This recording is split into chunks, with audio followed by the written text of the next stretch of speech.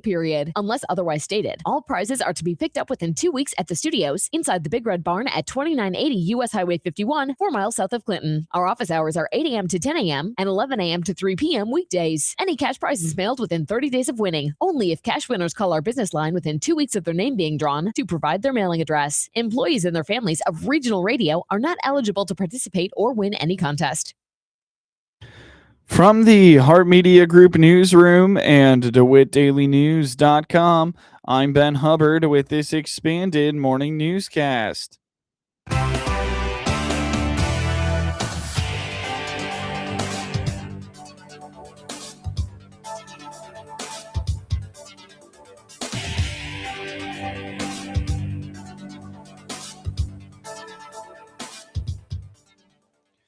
Good morning and thanks for being with us. I'm your host today, Ben Hubbard. You're listening to the WHOW Morning Show. Ben Lowers defeated incumbent Mike Walker in the race for DeWitt County Sheriff in the Tuesday night election. Lowers, the former chief of the Clinton Police Department, won the race for DeWitt County Sheriff with 2,046 votes. Incumbent Sheriff Mike Walker received 34.7% of the vote with 1,087 votes. There were 3,133 total votes cast in the race of the 10,813 registered voters in DeWitt County. In the race for county clerk and recorder, incumbent Carrie Harris retained her position with 52.89% of the vote, getting 1,611 total votes. Brandy Alsop received 47.11% with 1,435 votes. 3,046 total votes were counted in this race. 3 winners were selected in the race for county board seats representing District B. Patrick Ryan led the way with 361 votes, getting 27.85% of the total. John Wirtz got 350 votes with 27.01% of the total polling. The 2 retained their seats on the county board. Billy J. Cooper was elected to the county board with 246 votes, or 18.98% of the total. Only 8 precincts had this vote on their ballot, with 2,780 registered voters. 1,296 votes were counted. Polls closed at 8 p.m. on Tuesday night, with final results reported from all precincts at 9:48 p.m. The city of Clinton has been planning for nearly 2 years for a new police and fire station and a new city hall. Tuesday morning on the WHOW Morning Show, Clinton Mayor Helen Michalossi told the Heart Media Group they are working to acquire property for those locations. While it has taken longer than her initial 90-day vision to find property, the mayor indicates they are getting closer to deciding on locations. As you recall, last fall, I said 90 days. I just wanted an answer in 90 days, and that 90 days has long since come and gone. I can tell you today that Tony and I and other commissioners have been working on trying to find a location, and we hope within the next, month or so, at the latest, we should be able to identify all 3. Because the goal is to do all 3, not just a fire station. So I'm hoping we can come back on here in about a month or so, and we can tell you the location for a new police station, a new fire station, and city hall. That sounds great. The holdup is acquiring the property. You have to make sure we can acquire all the properties, and we wouldn't want to say where they are without the property owner's knowledge of that, because we are in the process of securing properties. According to City Administrator Tony Harris, a lot goes into the decision for where these locations should be. He explains there is a lot to consider, including accessibility for fire department equipment and having a central location for them to be able to get to an emergency in a reasonable time. I tell you what, Seth, the mayor and I, we have worked, she said 90 days. So as soon as she took office, and of course I was new in my position at that time, and we have worked on this pretty much nonstop. We've had meetings, we've met with landowners and just trying to identify it, but there's a lot that goes into it. Into the perfect place for it. We got to, for the fire station, it's just like, can the trucks make the turns? There's just a lot that you wouldn't think that you got to think about. And we've given it a lot of thought. Well, and quite We're almost frankly, there. yeah, they have police, fire, and city staff are working in a building that doesn't work. So we want to step this out carefully, Seth, so that we're aware the building that they will have going forward will be what they need for the long haul. Mayor Michalossi and Harris say they are committed to not raising taxes to make this project happen. They note the city has reserves and are working with the city treasurer to find the dollars so taxes do not have to be raised and services would not be impacted. Well, we've spoken to Clint, our treasurer, several times.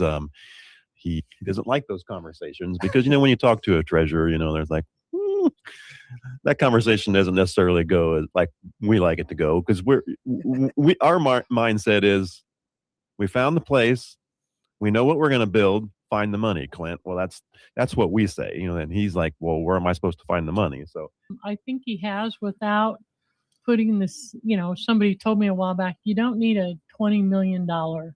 You don't need to spend $20 million on this. And I can tell you, I can't tell you an exact figure, but I can tell you it's considerably less than $20 million.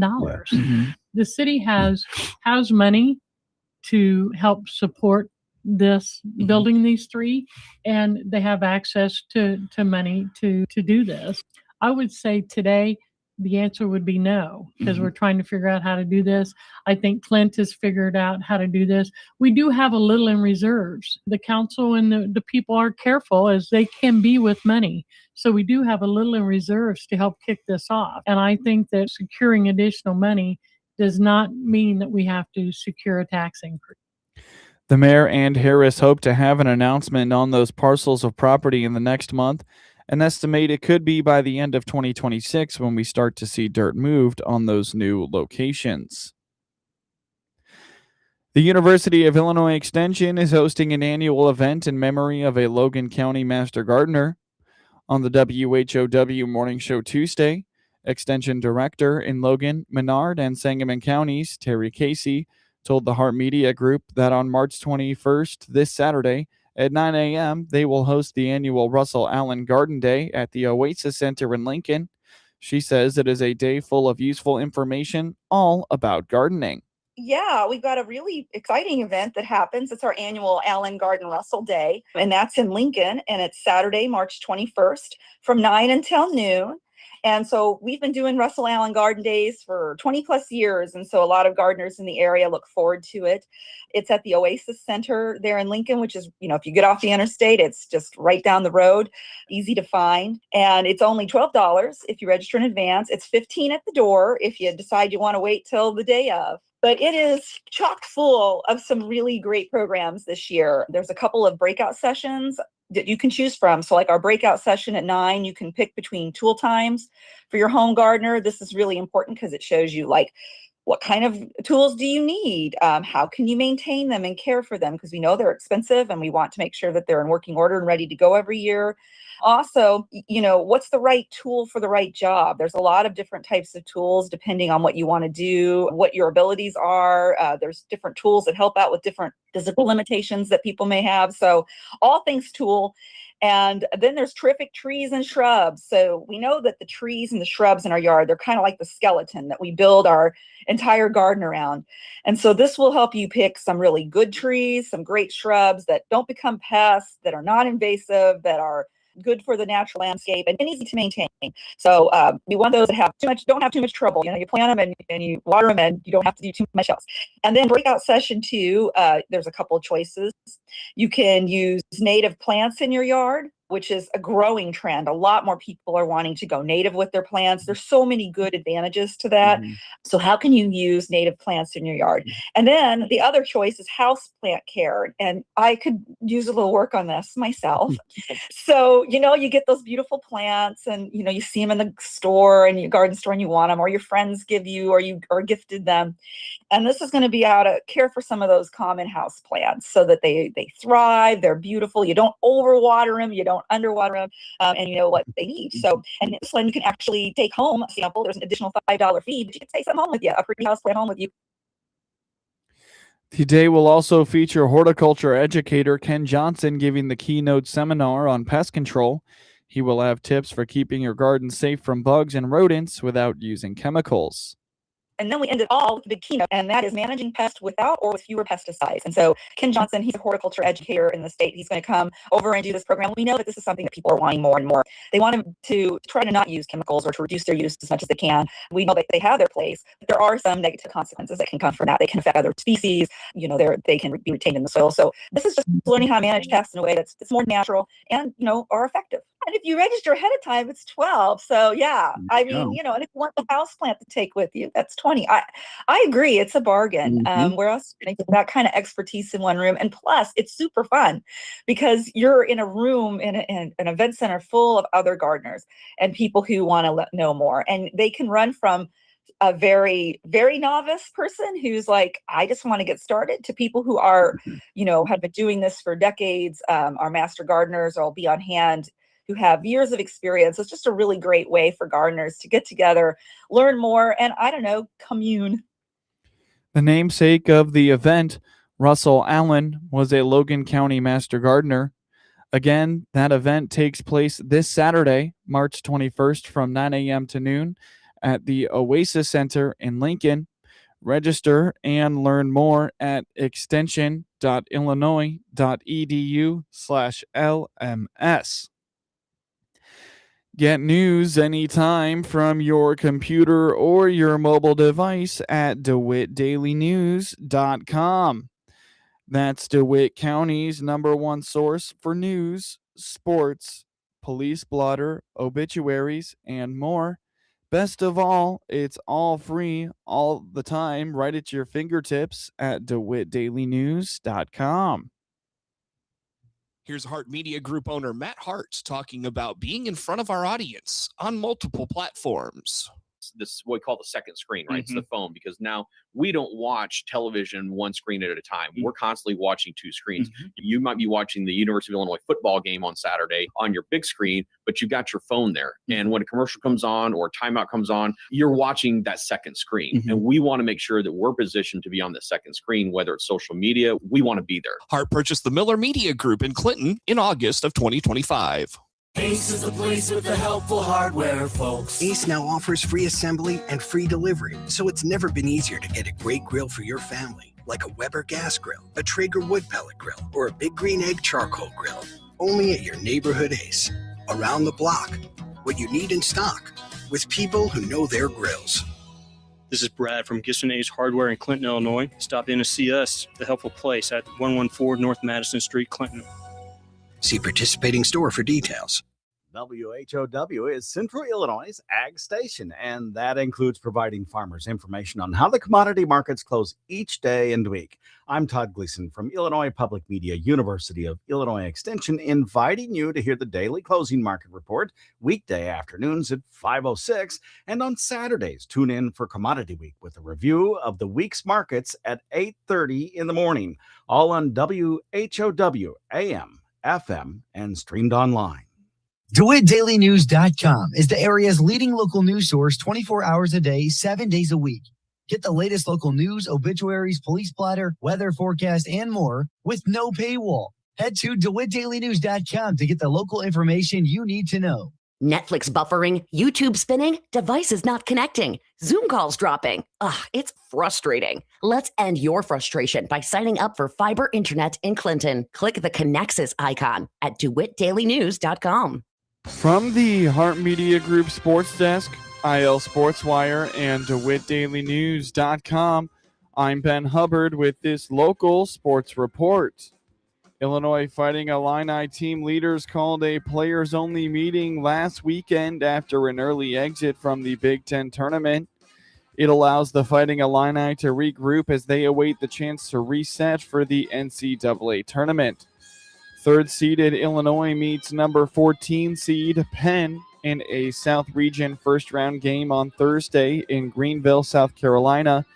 The Illini are 24-8 and hope it's a springboard to additional road trips in the next 3 weeks. Illinois will meet a familiar foe, at least on the opposing bench.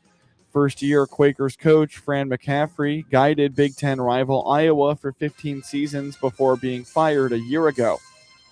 On Sunday, McCaffrey became the 5th coach to lead 5 or more schools to the NCAA tournament as Penn edged top-seeded Yale 88-84 in overtime to win the Ivy League tournament and finish the regular season at 18-11.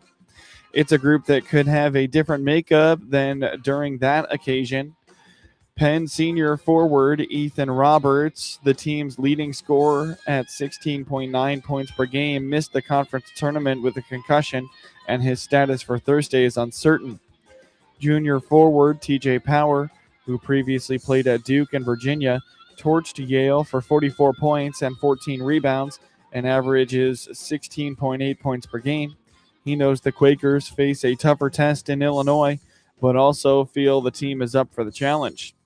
To be sure, Illinois brings size with the 6'2" Boswell, the only starter listed below 6'6". All 5 starters average in double figures, led by Big Ten Freshman of the Year Keaton Wagler with 17.9 points per game. Andrei Stojakovic and David Mirkovic follow at 13.4 points per game. Wagler shoots 42.2% from long range, one of multiple threats from deep. Matt Zuccarello scored 3 minutes and 9 seconds into overtime, and the Minnesota Wild stopped a 3-game slide by topping the Chicago Blackhawks 4-3 on Tuesday night. Marcus Johansson had a goal and 2 assists as Minnesota improved to 3-0 against Chicago this season.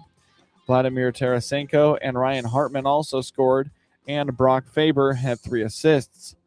Philip Gustafsson made 21 saves for the Wild, and Jesper Wallstedt stopped 2 shots.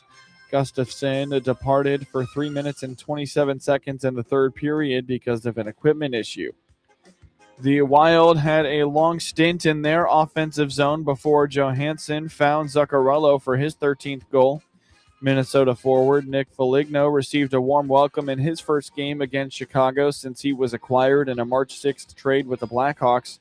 Foligno held his stick in the air and waved to the cheering crowd after he was saluted with a tribute video during a timeout in the opening period. Louis Crevier also had a goal and an assist for last place Chicago, which dropped its second straight game. Frank Nazar and Ryan Green also scored. The Blackhawks trailed 3-2 before Nazar finished on a 2-on-1 with Connor Bedard with 1 minute and 40 seconds left in regulation. Nazar has hit 4 goals and 6 assists in his last 7 games. The Wild got off to a fast start, outshooting the Blackhawks 16-7 while scoring 3 times in the first period. Kirill Kaprizov set up Hartman's 16th goal at 6 minutes and 17 seconds, and Johansson added his 14th at 7 minutes and 58 seconds. Tarasenko made it 3-1 when he whistled a wrist shot past Spencer Knight for a power play goal with 1 minute and 30 seconds left in the first. Green got one back for Chicago when he knocked in a loose puck from the low slot at 14 minutes and 35 seconds of the second period. Bedard picked up his team-high 36th assist on Green's 9th goal of the year. Minnesota played without Joel Eriksson Ek, who is day-to-day with a lower body injury. He was replaced in the lineup by Robbie Fabry. The Wild and the Blackhawks will face each other again on Thursday night in Minnesota. In scores from around the NBA last night, the Detroit Pistons beat the Washington Wizards 130-117, while the Charlotte Hornets took down the Miami Heat 136-106. The Oklahoma City Thunder beat the Orlando Magic 113-108, and the New York Knicks beat the Indiana Pacers 136-110. The Cleveland Cavaliers beat the Milwaukee Bucks 123-116, while the Minnesota Timberwolves took down the Phoenix Suns 116-104.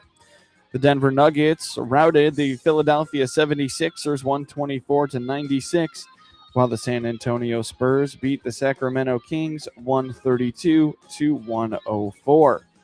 In scores from around the NHL last night, the Montreal Canadiens with a 3-2 overtime win over the Boston Bruins. The Columbus Blue Jackets routed the Carolina Hurricanes 5-1. The New York Islanders beat the Toronto Maple Leafs 3-1. while the Nashville Predators won in a shootout 4-3 over the Winnipeg Jets. The Edmonton Oilers beat the San Jose Sharks 5-3, while the Buffalo Sabres shut out the Las Vegas Golden Knights 2-0. The Vancouver Canucks beat the Florida Panthers 5-2, and the Tampa Bay Lightning took down the Seattle Kraken 6-2. Get highlights of your local high school program by finding IL Sports Wire on your preferred social media platforms, and get local sports anytime at DeWittDailyNews.com. Health isn't just something you think about when you're sick. At the SIU Center for Family Medicine in Lincoln, our doctors care for you through every stage of life. Annual checkups help you stay ahead of problems, keep your family healthy, and build a relationship with a doctor who knows you. Make preventative care part of your routine. Book your annual appointment online today by clicking their icon at DeWittDailyNews.com. SIU Medicine in Lincoln. Forward for you.